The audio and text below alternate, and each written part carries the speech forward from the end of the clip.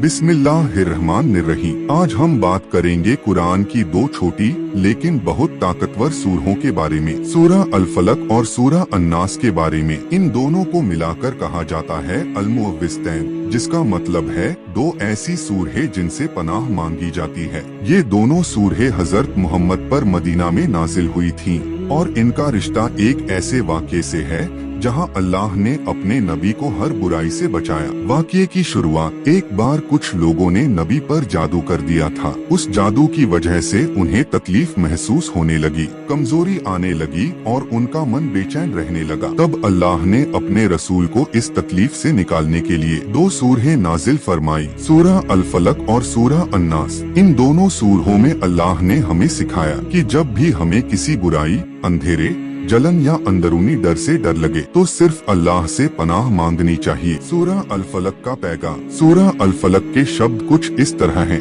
अऊज़ु बिरब्बिल फलक, मिन शर्रि मा खलक, व मिन शर्रि गासिकिन इज़ा वक़ब, व मिन शर्रि नफ़्फ़ाथाति फिल उक़द, व मिन शर्रि। इसका मतलब है, कहो मैं सुबह के रब की पनाह मांगता हूँ उस चीज की बुराई से जो उसने पैदा की, रात के अंधेरे की बुराई से जब वो छा जाए, उन जादूगरों की बुराई से जो गांठों में फूंक मारते हैं और उस जलन करने वाले की बुराई से जब वो जलन करे। यह सूरह हमें याद दिलाती है कि दुनिया में बहुत सी बुराइयां हैं, कुछ दिखती हैं और कुछ छिपी होती हैं, लेकिन चाहे वो कैसी भी हो, उनसे बचाने वाला सिर्फ अल्लाह है। सूरह अल फलक हमें सिखाती है कि जिस तरह सुबह का उजाला अंधेरे को मिटा देता है, वैसे ही अल्लाह का नूर हर बुराई को मिटा देता है। सूरह अन्नास का पैगाम। इसके बाद अल्लाह ने दूसरी सूरह नाजिल की, सूरह अन्नास। अऊज़ु बिरब्बिन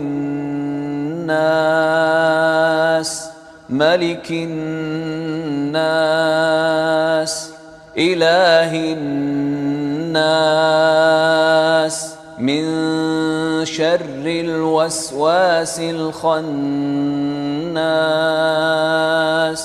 الذي يوسوس في صدور الناس